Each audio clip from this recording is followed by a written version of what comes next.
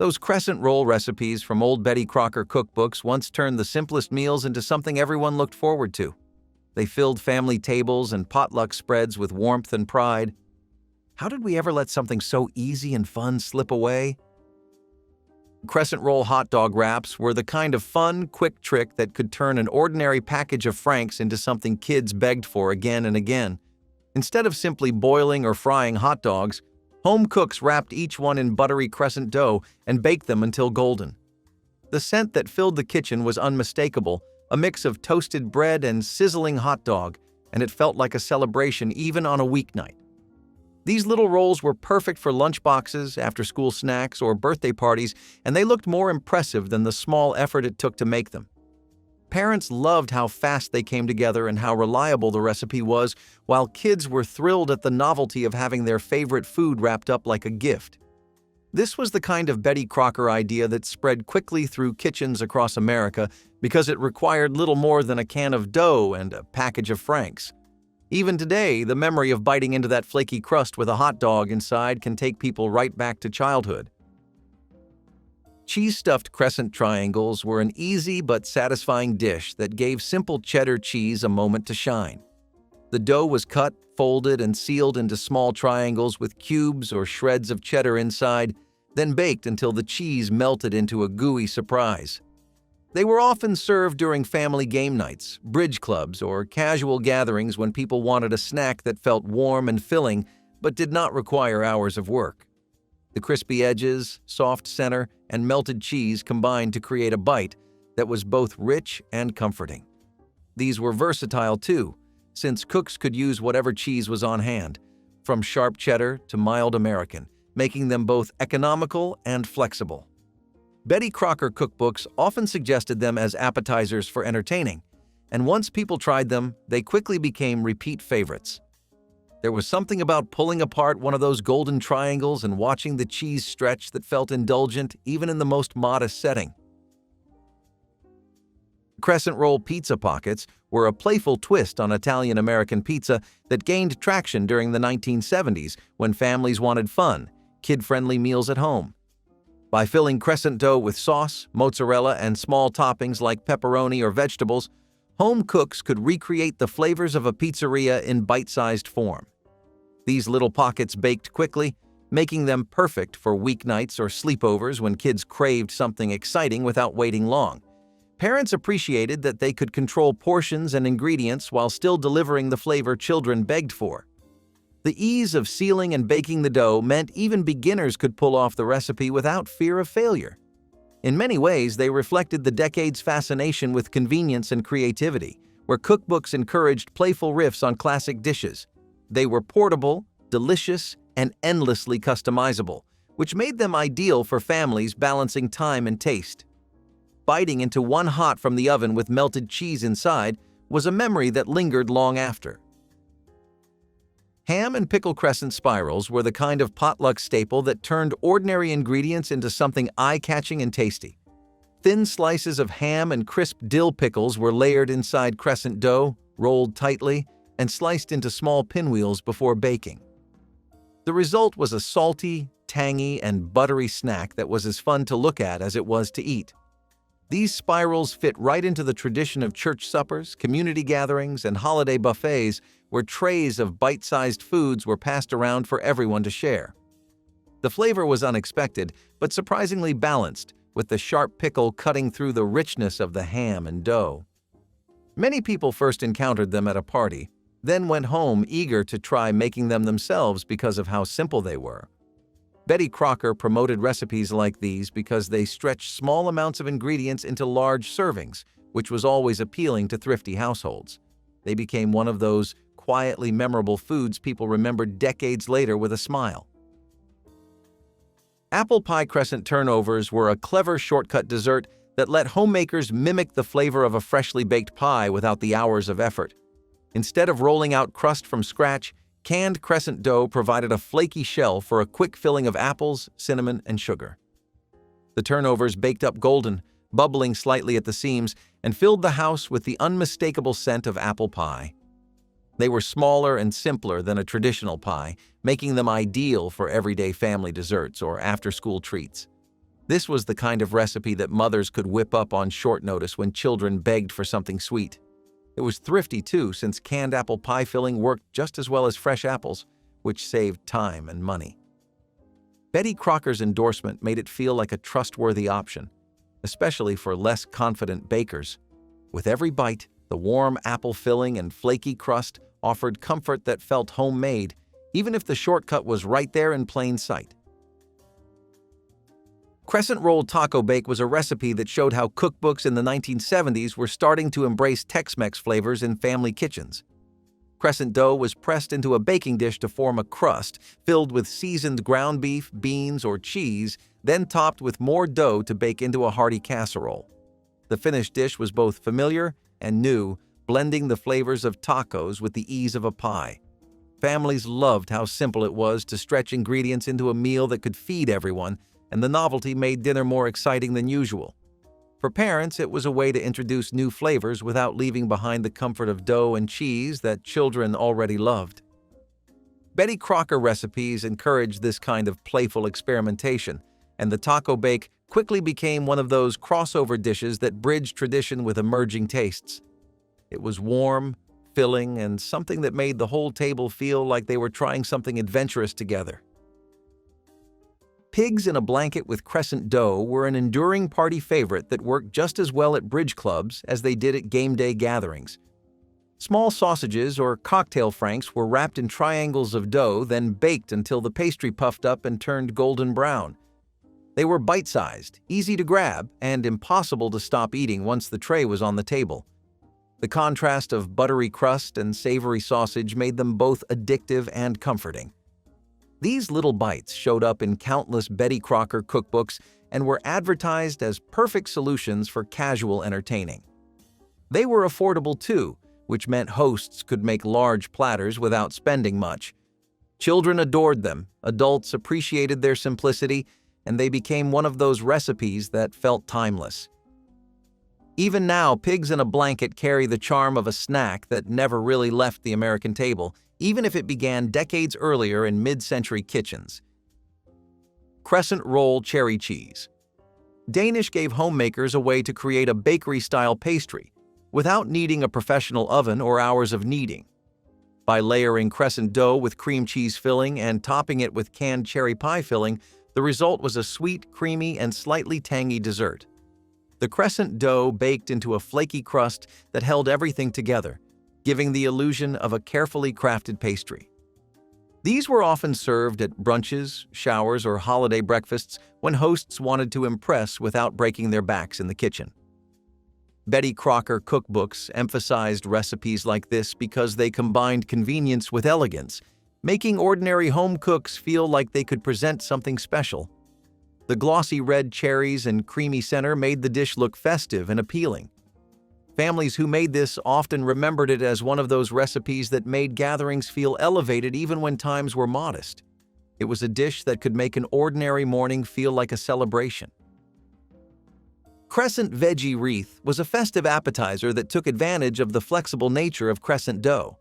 The dough was arranged in a circular pattern, baked into a ring, then topped with a spread of cream cheese and fresh vegetables to resemble a holiday wreath. It was colorful, eye-catching, and a lighter option compared to many heavier dishes on buffet tables. This recipe reflected how mid-century entertaining leaned on creativity and presentation just as much as taste. Families enjoyed making it together during the holidays because decorating the wreath with peppers, carrots, or broccoli felt playful. It became a centerpiece dish that was as much about bringing cheer as feeding guests. Betty Crocker cookbooks encouraged recipes like this because they combined practicality with charm, giving homemakers confidence that their party tables would impress. Even those who did not celebrate holidays in a traditional sense found reasons to make it for potlucks or seasonal events. It turned something as simple as dough and vegetables into a conversation starter. Crescent roll sloppy joe cups were a mid-century reinvention of a thrifty, messy meal into something portable and neat. Instead of piling the saucy beef mixture onto bread, home cooks pressed crescent dough into muffin tins and filled each cup with sloppy joe filling. The result was handheld, less messy, and still carried all the flavor of the original. This was the kind of idea that spoke directly to busy families who wanted dinners that could be eaten quickly without fuss. Leftovers could easily be repurposed this way, which made them budget-friendly as well. Betty Crocker promoted these cups as clever solutions for stretching meals and making them feel fresh again. Children loved the novelty of pulling a filled Crescent cup out of the pan, and parents liked that they could portion control with ease. They became one of those recipes that made weeknights feel less chaotic and more put together, while still staying affordable and satisfying. Breakfast Crescent ring was the kind of dish that made weekend mornings feel like an occasion.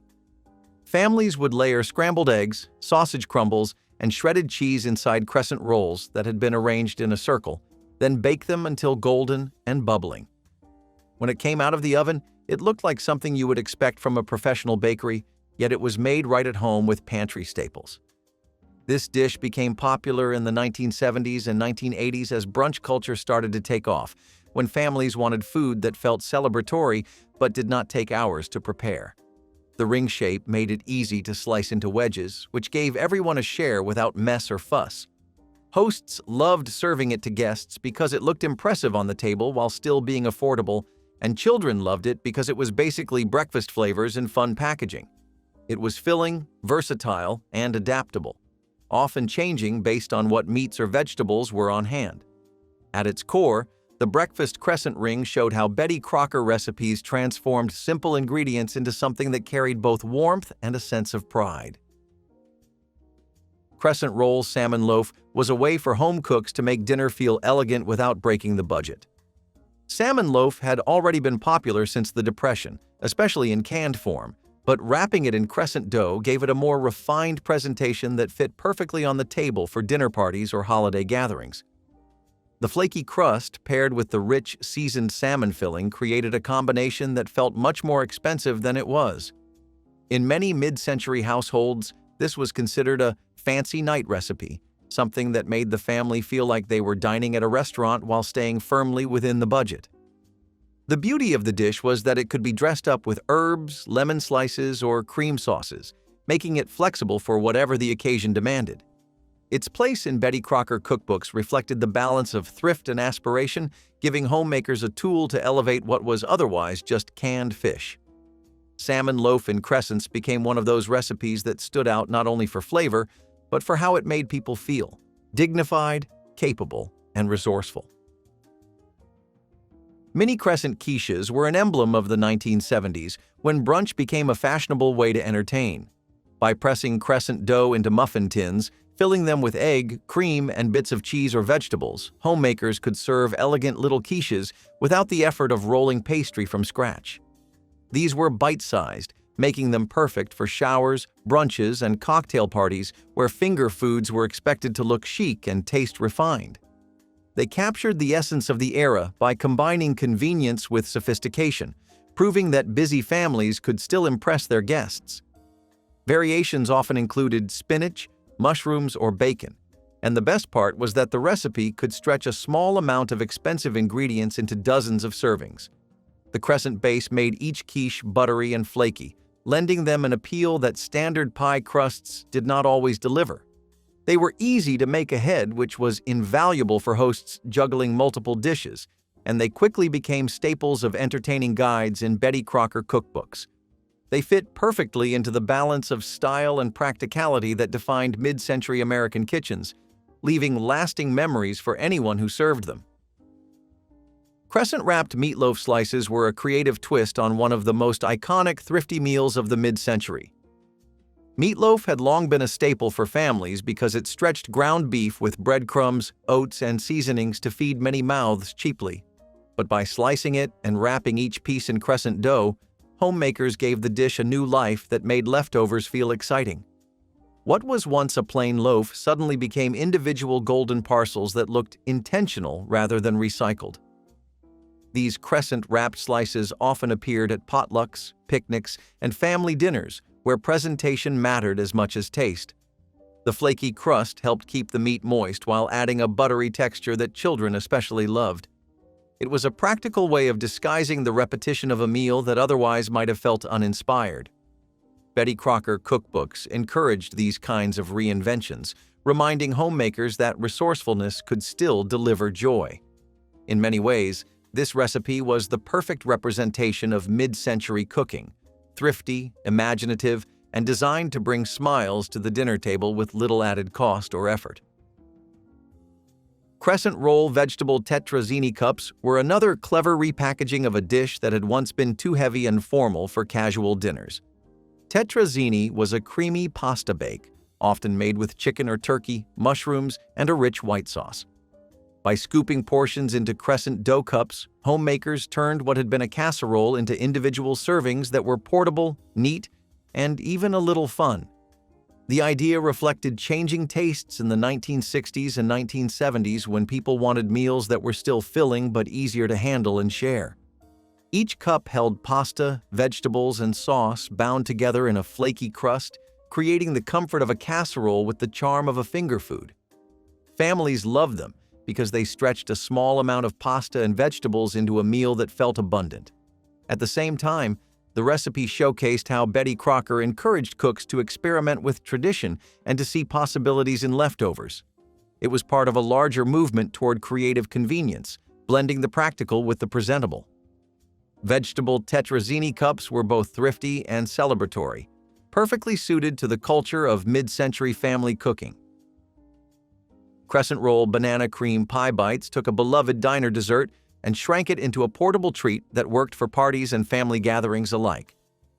Banana cream pie had long been an American favorite, with its creamy filling, slices of banana, and fluffy topping. But by spooning small amounts into crescent dough and baking them, homemakers created miniature versions that could be eaten without plates or forks. These little bites became especially popular at baby showers, potlucks, and holiday buffets because they looked festive and felt indulgent without requiring much effort. The contrast of buttery crust with sweet, creamy filling made them instantly appealing to both children and adults.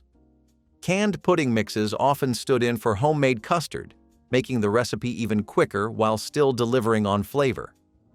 These bites were a nod to the growing preference for fun finger foods that fit into social occasions of the 1960s and 1970s.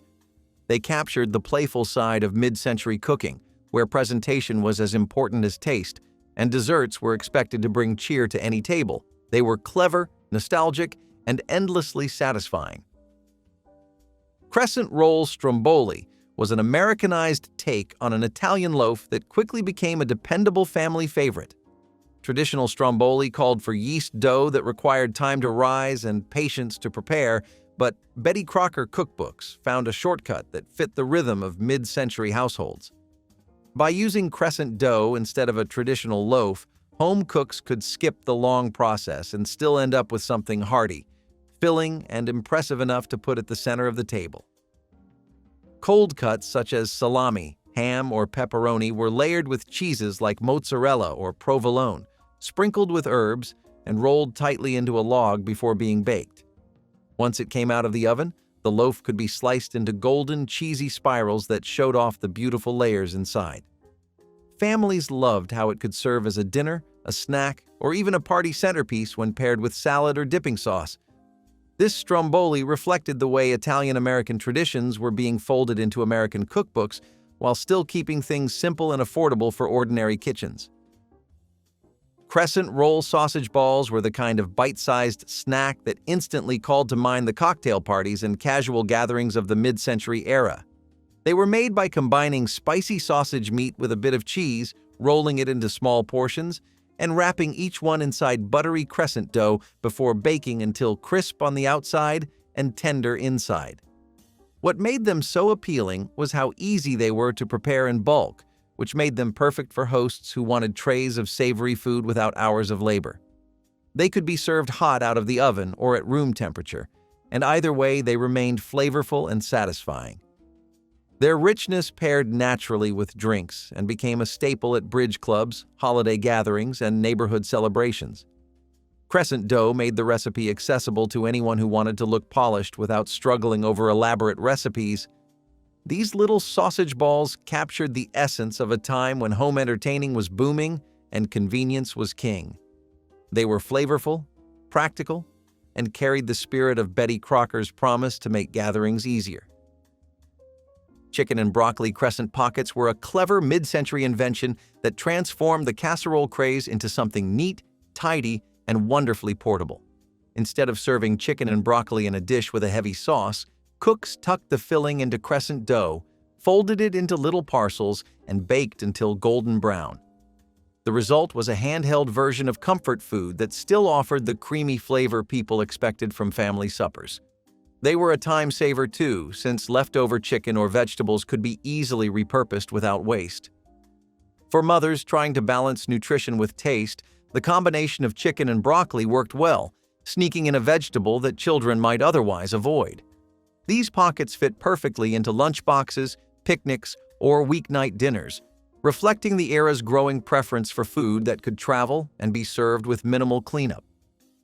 Betty Crocker cookbooks highlighted them as both practical and polished, proof that resourcefulness could look and taste inviting. They embodied creativity, thrift, and the comforting spirit of family meals wrapped in flaky Crescent dough. Crescent roll peach cobbler cups were desserts that gave the flavor of a cobbler without the heavy dish or long baking time. By spooning canned peaches into Crescent dough, sprinkling with sugar and spice, and baking in muffin tins, homemakers created miniature cobblers that looked charming and tasted like comfort itself. These cups captured the essence of Southern-inspired desserts that had long been staples in American kitchens. They were inexpensive, easy to prepare, and perfectly portioned for children and adults alike. Their popularity grew in part because they were both practical and celebratory, something that could brighten weeknight dinners or fill dessert trays at potlucks. The flaky crust contrasted beautifully with the soft, syrupy fruit inside, making each bite indulgent without being overwhelming. Recipes like these reminded families that even in frugal times, sweet endings were still possible. The peach cobbler cups reflected the ingenuity of mid-century cooking, which focused on stretching what was available while still giving families the sense of luxury. They were warm, nostalgic, and satisfying, carrying with them the memory of summers and home kitchens filled with the scent of baked fruit. Crescent rolled cheeseburger buns were one of those recipes that felt like pure magic when they first started showing up at backyard cookouts in the 1970s. The idea was simple but brilliant. Tuck a seasoned hamburger patty with cheese inside a crescent roll and bake until golden. Suddenly, instead of a plain burger on a bun, you had a warm handheld pocket that kept everything juicy inside. It was neat, portable, and avoided the dreaded soggy bun problem that always came with cookouts. Families loved how easy it was to make a whole tray of them at once, and kids especially liked biting into something that looked like bread, only to find a cheeseburger waiting inside. They were the kind of dish you could make for neighbors or whip up for a late Saturday night dinner, and they quickly became a Betty Crocker staple that people remembered fondly. Crescent roll shrimp puffs were a sign that even budget cooking could feel glamorous during the cocktail party boom of mid-century America. You would wrap small shrimp in buttery crescent dough, sometimes with a smear of cream cheese or a sprinkle of herbs, and bake until puffed and golden. They came out of the oven looking like fancy hors d'oeuvres, even though they were made with everyday grocery staples. Housewives hosting bridge club nights or holiday gatherings loved them because they gave the table a polished look without requiring professional skill. They were just enough seafood to feel special, but not so much that they cost more than the average family could manage. The combination of shrimp and flaky pastry gave an instant lift to the mood, and for many people, it was their first introduction to seafood at home in a way that felt celebratory. Crescent roll custard cups were one of those thrifty desserts that stretched a little milk and sugar into something that felt almost elegant. Inspired by custard pies, they were made by pressing crescent dough into muffin tins, then filling the center with a light custard mixture before baking. What came out of the oven was a portable mini pie, creamy in the middle with flaky edges that looked fancier than they really were. Families who grew up in the post-war era remembered them as the kind of treat you could serve guests without feeling embarrassed, even when money was tight.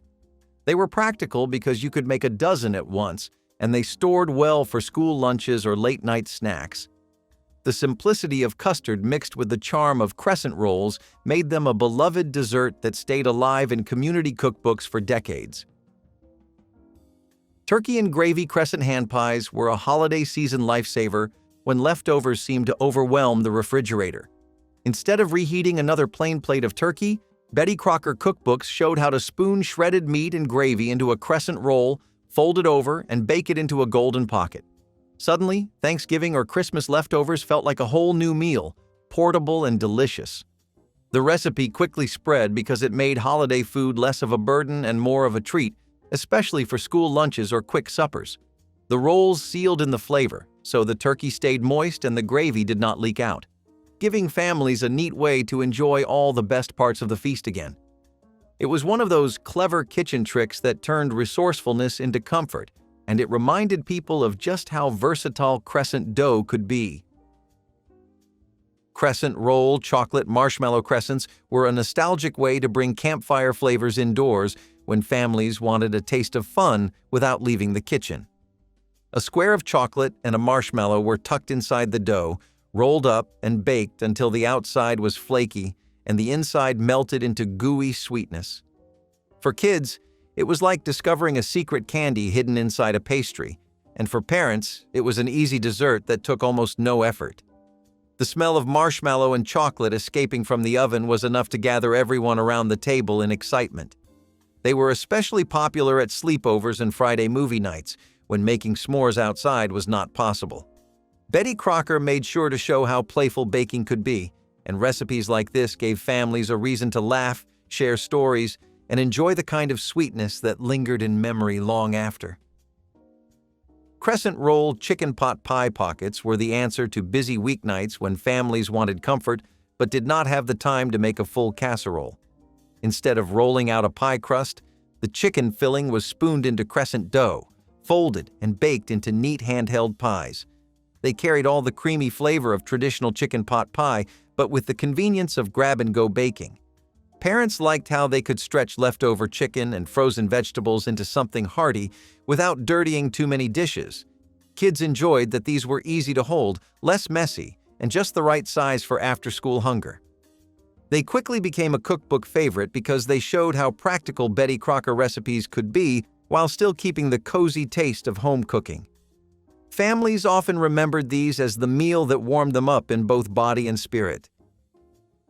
Crescent roll cinnamon sugar twists were one of the simplest sweet snacks that could transform an ordinary afternoon into something special. Strips of dough were brushed with butter, sprinkled with cinnamon and sugar, then twisted and baked until golden. They came out crisp on the edges, soft in the center, and sweet enough to make kids rush to the kitchen. Mothers loved how quick they were, especially compared to yeast doughs that took hours to rise. They filled the house with the warm smell of cinnamon, creating a sense of comfort that stayed long after the last twist was eaten. Whether served with a glass of milk after school or packed in a lunchbox, they were a treat that fit right into everyday life. Recipes like this showed how a little bit of sugar and creativity could make a big memory for a whole family. Crescent roll Reuben pockets were a playful nod to the deli sandwiches that defined American comfort food in the 20th century. Instead of piling corned beef, sauerkraut, Swiss cheese, and dressing on rye bread, these flavors were folded neatly inside crescent dough and baked until the cheese melted. The result was a warm, portable version of a beloved classic that worked for family dinners or game day gatherings. They gave people a way to enjoy a deli favorite without needing to buy specialty bread or cook an elaborate meal. The flaky dough softened the sharp flavors of sauerkraut and beef, making it a crowd pleaser even for those who did not usually eat Reubens. For families who wanted variety without leaving home, these pockets offered an easy way to taste something special. Betty Crocker cookbooks captured the spirit of American kitchens by turning familiar sandwiches into new, exciting bakes. Crescent roll crab rangoon cups reflected the mid-century fascination with Polynesian and Chinese American-inspired dishes that spread across community cookbooks. Small bits of crab meat or imitation crab were mixed with cream cheese, green onion, and seasoning, then spooned into crescent dough pressed in muffin tins. Baked until bubbly, they were an affordable twist on the rangoon appetizers found in tiki bars and Chinese American restaurants. Families hosting parties loved them because they felt adventurous without requiring unusual ingredients or special equipment. They carried the sense of stepping into something exotic while still being practical enough for weeknight entertaining. The flavor combination of creamy filling and flaky crust was unlike anything else in the era's cookbooks, and it gave home cooks a chance to experiment with international inspiration. It was food that made people feel trendy, connected, and a little daring in their own kitchens. Crescent roll peanut butter and jelly puffs were as playful as childhood itself, a simple recipe that turned the most familiar sandwich into something exciting. A spoonful of peanut butter and jelly was sealed inside Crescent dough, baked, and served as a warm, gooey treat that kids adored. They made after-school snacks feel like little celebrations, and they worked just as well as lunchbox surprises or sleepover desserts. Parents appreciated how inexpensive and quick they were, making use of pantry staples in a way that felt fresh. The flaky golden crust gave an almost pastry-like touch to a combination that most children already loved, which made them a guaranteed hit. They were a perfect example of Betty Crocker recipes that took the ordinary and transformed it into something families still remember fondly. Comfort, sweetness, and thrift all rolled into one tasty little puff. Preventing brown sugar from hardening by adding a slice of bread was a classic pantry hack recommended in Betty Crocker's cookbooks to keep this essential ingredient soft and easy to use. Brown sugar naturally tends to dry out and clump when exposed to air, making it difficult to scoop and measure. Placing a small piece of fresh bread in the container created a humid environment that helped maintain moisture in the sugar, preventing it from hardening. This simple yet effective trick saved time and frustration in the kitchen, especially for recipes requiring smooth brown sugar. It was a practical solution embraced by mid-century cooks who valued convenience and resourcefulness. The hack minimized waste and kept baking processes running smoothly. Betty Crocker's advice highlighted attention to detail in everyday cooking, reinforcing the importance of small habits that improved kitchen efficiency. This trick continues to be widely used by bakers seeking to preserve the quality of their brown sugar. Preserving herbs in oil for longer freshness was a smart pantry trick, cherished in vintage kitchens to keep garden herbs usable well beyond their natural shelf life. Instead of letting herbs wilt or dry out quickly, home cooks would finely chop fresh herbs like parsley, thyme, or rosemary and pack them tightly into clean glass jars. Then they would cover the herbs completely with olive oil or vegetable oil, sealing the jar tightly to prevent air exposure. This method created a flavorful, herb-infused oil that could be used in cooking or as a finishing touch for dishes. Not only did this technique extend the herbs' usability through winter months, but it also captured their fresh flavors in a convenient form. This old-fashioned preservation trick was especially valuable before modern freezing and refrigeration methods were widespread. It allowed families to enjoy the taste of summer herbs year-round without the cost or waste of constantly buying fresh produce. Rediscovering this method today offers a delicious way to add fresh herb flavor to everyday meals with a touch of nostalgic practicality. Ice houses were a pretty integral part of how food preservation worked for the better part of several centuries. Before we had the dawn of mechanical refrigeration, this was pretty much the standard way of how to do things. There were a few reasons, too, because the icehouse format had been reformed and refined until they hit a blueprint that ticked every box.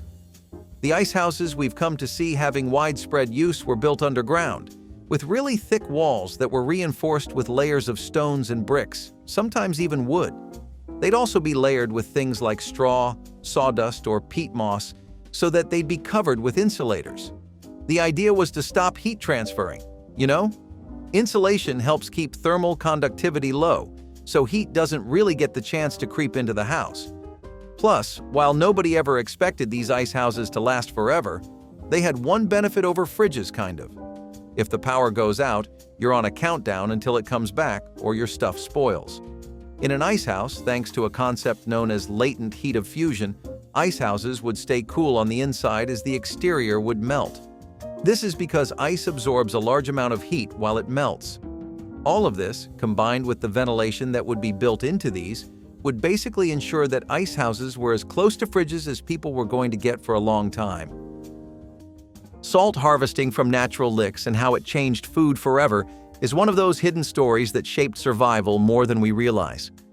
In a world without grocery stores or factories, finding salt meant everything.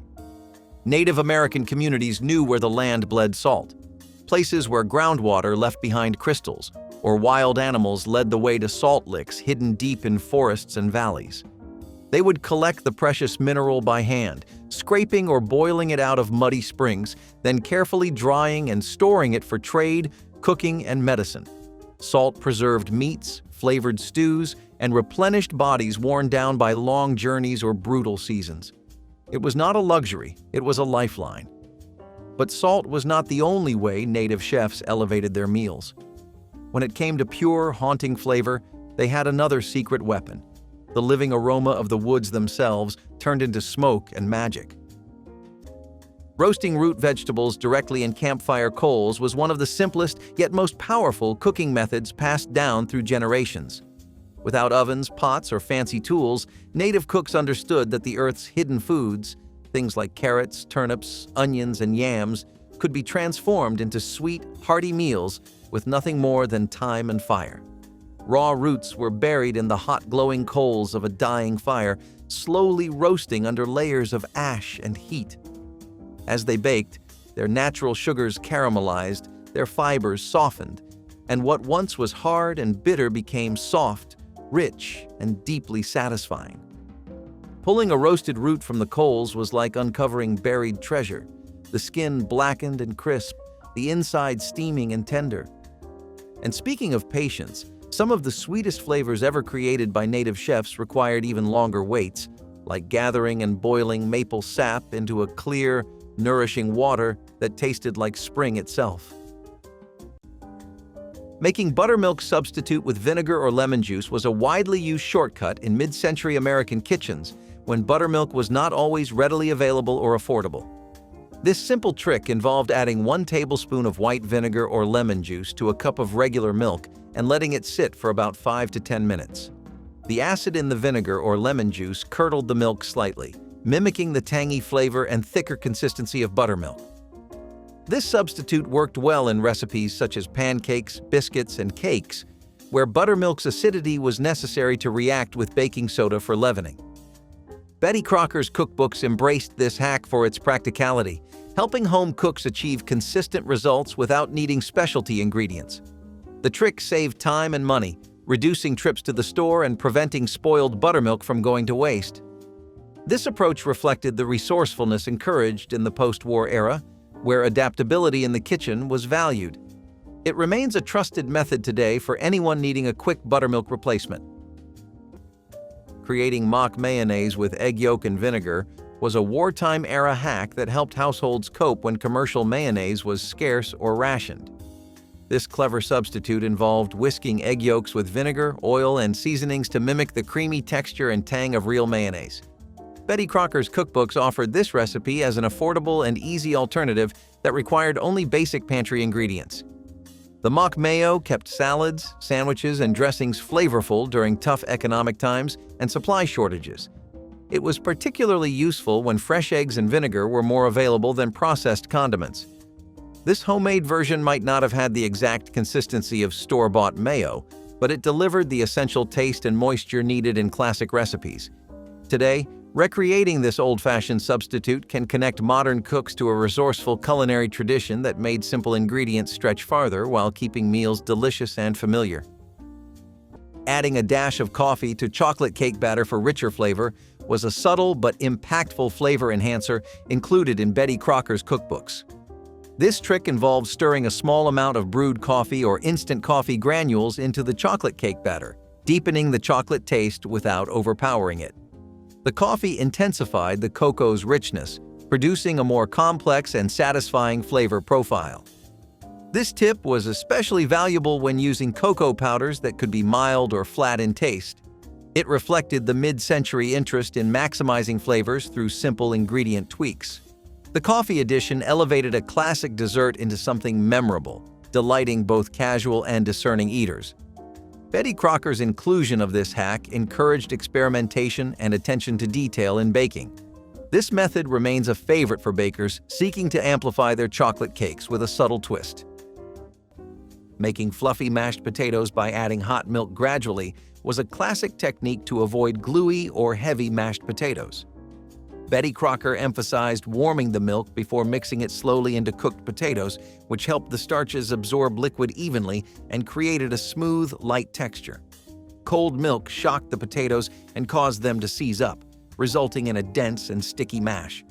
This technique was especially important when potatoes were a staple food and needed to be prepared just right to satisfy hungry families. The gradual addition allowed for better control over consistency and avoided watery or overly stiff results. While simple, it was a mark of good home cooking skill in mid-century kitchens. Rediscovering this trick can turn ordinary mashed potatoes into a creamy delight worthy of any dinner table. So I'm sure you've seen this in movies before, but clay pot cooling was a real thing. It's a pretty vintage cooling technique, but it just takes some smart advantage of the properties of clay. Since clay happens to be a material with more pores than it knows what to do with, water tends to reach the outer surface easily enough. Imagine really tiny channels of water that give a very slow but steady supply of water to the inside surface. Since the water is ultimately so little, though, it tends to evaporate and create an environment where it absorbs heat and turns to a vapor, something you may or may not know as the endothermic process. This evaporation is pretty much what creates a lower temperature and humidity inside the pot and helps create that natural refrigerator effect that made this such a genius way of preserving everything and anything all inside an easily transportable and carryable pot. This is still an active tradition in many parts of the world, but in America, historically, settlers used pots to keep waters and fruits cold and fresh before ice boxes were ever a thing. The lost trick of dry stone soup is one of the most breathtaking examples of cooking ingenuity hidden in history. In times when pots were scarce or broken, native chefs would still find ways to create nourishing, flavorful stews using nothing but fire-heated rocks and hand-picked herbs. Clean, flat stones were heated in a roaring fire until they almost glowed, then carefully transferred into woven bark baskets or hide-lined pits filled with water and raw ingredients. As the stones boiled the water, fresh roots, wild greens, dried meats, and foraged herbs were added, cooking into rich, smoky broths that filled the air with the scent of earth and flame. The rocks would be swapped out as they cooled, replaced again and again with fresh hot ones, keeping the liquid at a steady simmer. And when it came to sweet treats for the journey ahead, native chefs had one more marvel: crafting rich, chewy fruit leather with nothing but sunlight, fresh air, and the simplest tools imaginable. Spicing meat with wild juniper and sage instead of store-bought seasonings was a mark of true culinary craftsmanship long before organic became a buzzword. Juniper berries with their sharp piney taste and sage leaves with their deep, smoky aroma were easy to find across wide swaths of native lands, and together they created one of the oldest and most unforgettable flavor combinations known to man.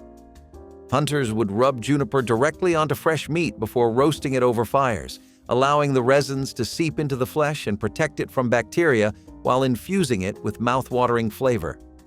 Sage was burned, brewed, and crushed into spice blends that transformed even the toughest game meats into savory, aromatic feasts. And just when you think seasoning meat could not get any more poetic, native chefs took it one step further, discovering a way to use wild berries not just as food, but as a way to glaze and preserve fish in the most mouth-watering way imaginable. Microwaving butter wrapped in parchment for even melting was a clever method shared in Betty Crocker's cookbooks to ensure butter melted smoothly without separating or overheating. This technique involved wrapping a stick or portion of butter in parchment paper before placing it in the microwave for short intervals. The parchment protected the butter from direct heat, allowing it to soften evenly and preventing the fats from separating, which often happened when butter was microwaved unwrapped. This method saved time compared to melting butter on the stove while maintaining ideal texture for baking or cooking. It was especially useful in mid-century kitchens where efficiency and precision were valued. By using parchment, home cooks avoided the mess and uneven results of traditional melting methods. This trick reflected the era's increasing use of microwaves and new kitchen materials to improve everyday cooking. It remains a handy tip for modern cooks seeking quick, reliable butter melting without sacrificing quality. Stretching meat with bread or cereal and meatloaf was a frugal mid-century tip that helped bulk up protein dishes affordably without sacrificing flavor or texture. Betty Crocker's recipes frequently included soaking breadcrumbs or crushed cereal in milk or water before mixing them into ground meat. This not only increased the volume of the loaf but also added moisture and tenderness, making the meatloaf go further on a tight budget. The technique was especially popular during the Depression and wartime rationing when meat was expensive and limited. Using pantry staples to extend precious protein allowed families to feed more mouths with less meat, reducing waste while maintaining satisfying meals. This clever hack became a foundation of home cooking for generations and is still taught in some classic recipe collections.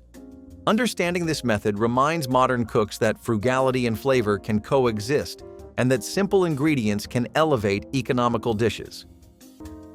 If you would bury root vegetables in the crown, then you were literally taking advantage of the natural regulation of the earth. This was a common practice that people did to keep vegetables as fresh as they could be and extend their shelf life, and it was something you'd see a lot throughout the winter. Basically, in the colder months, since the ground tends to maintain a consistently cool temperature, it helps slow the metabolic process of most vegetables down. This helps to stave off the decaying process, but the temperature of the soil during the winter is actually a lot lower than you think. It's literally just a few degrees Fahrenheit above the freezing point, and this way, not only do you get to preserve your fruit, but the overall nutritional content and texture get preserved too. Most vegetables also really need to be hydrated properly, or they'll shrivel up and die, and soil acts as a natural wellspring of moisture, so you get that covered easily. Trapping natural wild yeasts for bread making was a delicate dance between patience, instinct, and trust in nature. Long before modern yeast packets made baking effortless, native chefs understood how to harness the living cultures floating invisibly all around them. They would leave simple mixtures of ground corn, acorn flour, or other grains mixed with water exposed to the open air, letting wild yeasts and beneficial bacteria settle into the mix over several days. Every loaf was alive, shaped by the air, the season, and the land itself. Each region had its own distinct flavors, a fingerprint left by invisible forces.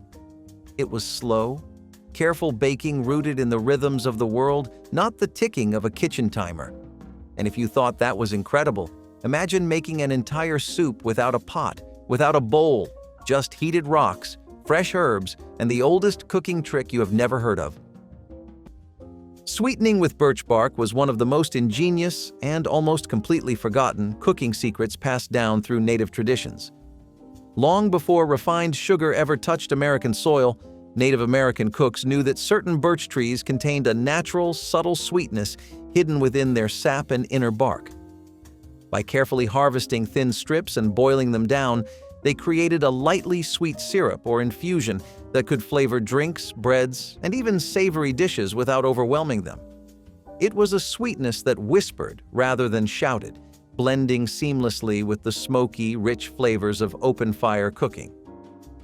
Even today, a few remote communities and experimental chefs are bringing birch syrup back to the table, rediscovering a depth of flavor that supermarket sugar can never hope to match. But when it came to cooking full meals without pots or pans, there was one natural vessel that changed everything: giant pumpkins, hollowed out and transformed into Earth's own slow cookers. Reviving wilted lettuce with cold water and a pinch of sugar was a refreshing trick from Betty Crocker's cookbooks to freshen salad greens before serving. The method involved soaking limp lettuce leaves in a bowl of ice-cold water with a small amount of sugar added to the water. The sugar helped to restore crispness and improve flavor, while the cold water rehydrated the leaves, making them firm and appetizing again. This technique was especially useful when lettuce had been stored too long or was slightly past its prime. Reviving greens in this way allowed cooks to reduce waste and ensure salads looked fresh and inviting. The trick reflected the mid-century home cook's resourcefulness and desire to maximize ingredient usability. It also emphasized the importance of texture and presentation in everyday meals. The cold water and sugar soak remains a popular method for restoring crispness to leafy greens in kitchens today. Using mayonnaise in cakes for moisture without butter was a surprising ingredient swap that kept cakes tender in ration or budget-conscious homes. During times when butter was expensive or scarce, Betty Crocker revealed that mayonnaise could replace butter or oil to maintain moistness and richness in baked goods. Since mayonnaise is mostly oil and eggs, it adds moisture and binding qualities that keep cakes soft without altering the flavor. This trick was a game changer for families struggling with limited ingredients but still wanting homemade treats. It was widely accepted because it used what was often on hand in the pantry, reducing waste and expense. The secret to success was not to overdo it, but to substitute carefully, following trusted recipes. Modern bakers who rediscover this hack can enjoy lighter, moist cakes without the saturated fat of butter. This forgotten method reminds us that everyday ingredients can have multiple clever uses. Just buying and using olive oil isn't enough. You need to also seal it properly, which can help the olive oil maintain its overall flavor. Why do you need to do this? Well, again, oxidation. Get used to it, man. We're going to be hearing a lot of it. It basically ruins the vibe of your olive oil completely because it destroys the compounds that give the oil its flavor, aroma, and health benefits, and basically means you waste your money. The fatty acids you have in your olive oil do not click well with oxygen at all.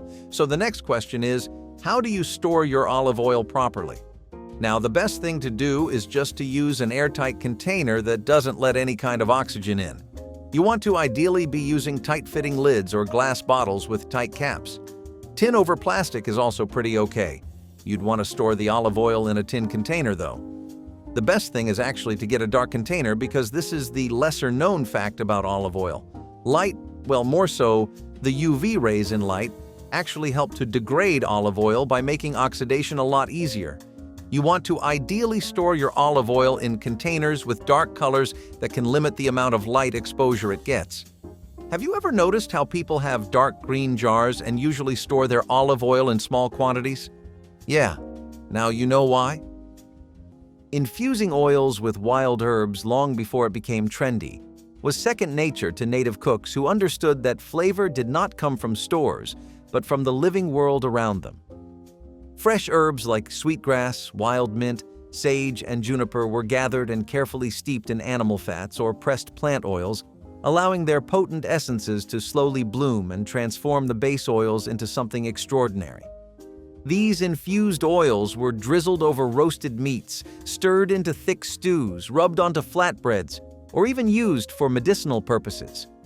Every bottle or pouch of herb-infused oil was a time capsule of the land's abundance, a way to capture fleeting seasons and extend their gifts into the colder, harder months.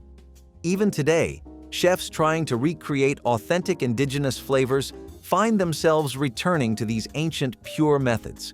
And while infusing oils with herbs might sound refined and elegant, Native American cooking was never about luxury.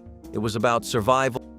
How native chefs made instant trail mix with dried berries and nuts is a perfect example of simple genius meeting real-world survival. Long before colorful packages lined grocery store shelves, Native American communities were gathering handfuls of nature's purest energy foods, drying them carefully under the sun, and combining them into powerful, portable meals. Wild berries like chokecherry, elderberry, and wild strawberries were prized for their tartness and nutrition, while nuts like acorns, walnuts, and pine nuts packed a heavy punch of fat and protein.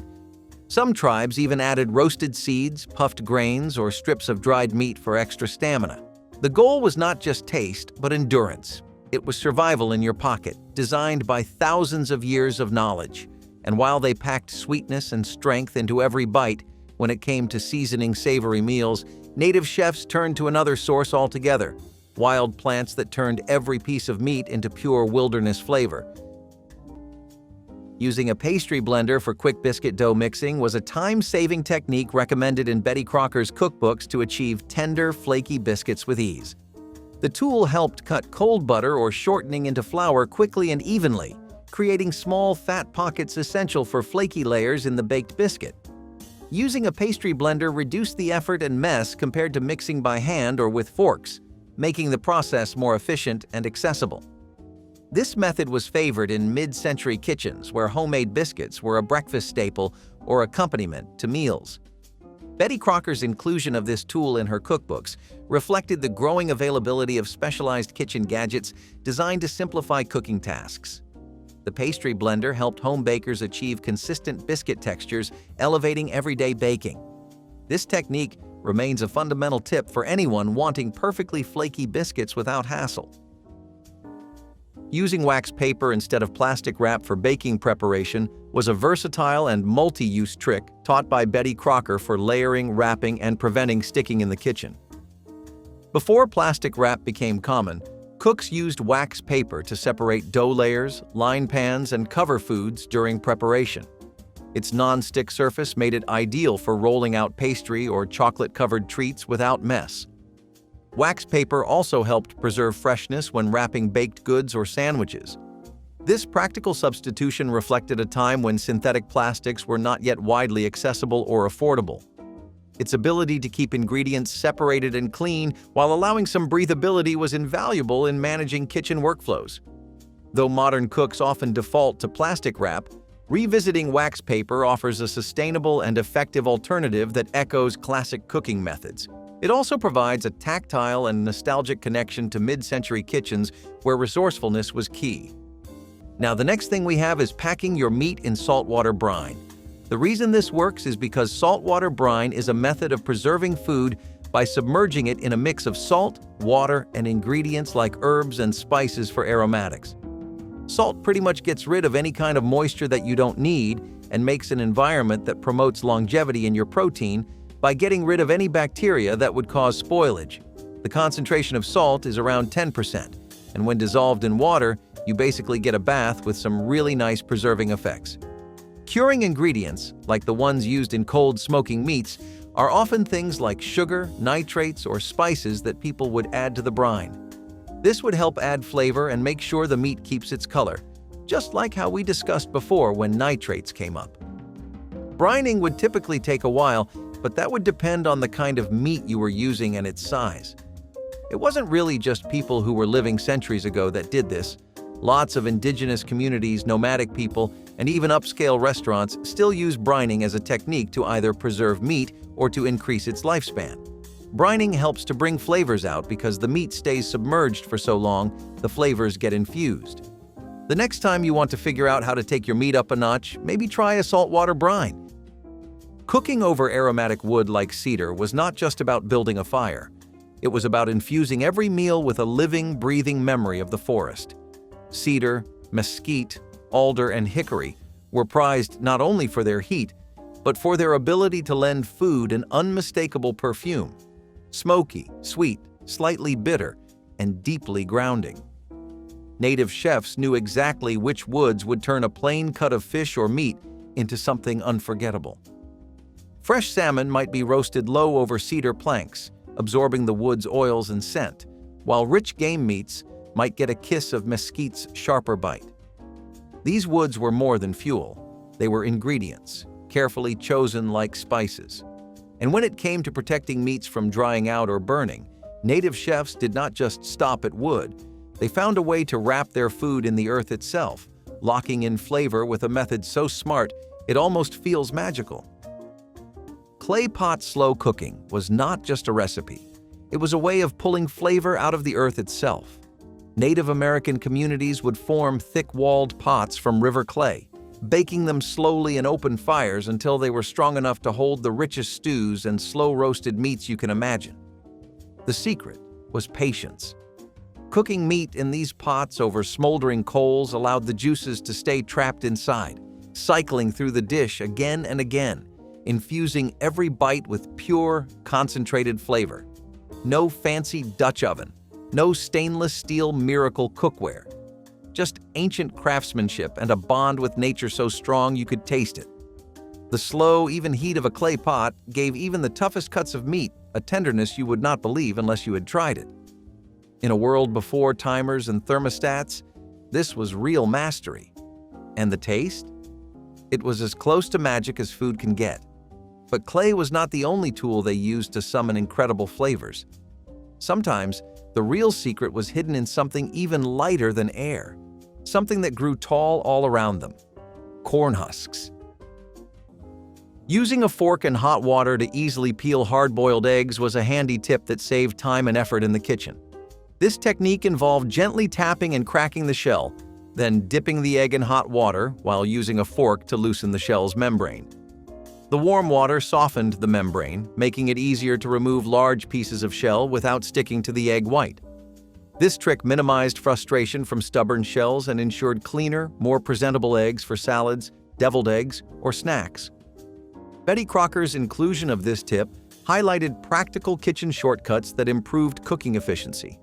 It was especially useful when peeling multiple eggs quickly was necessary, such as during holiday gatherings or batch meal preparation. The method demonstrated the mid-century emphasis on clever yet simple solutions for common cooking challenges. Using hot water and a fork for peeling remains a popular trick today among home cooks seeking quick, mess-free results. Using potato water to thicken soups and stews naturally was a clever and economical way to avoid flour or cornstarch as thickening agents. When boiling potatoes, the starchy water left behind was often saved and added to soups or stews to create a velvety texture without needing extra ingredients. Betty Crocker's recipes encouraged this practice as a resourceful method during times when pantry staples were limited or expensive.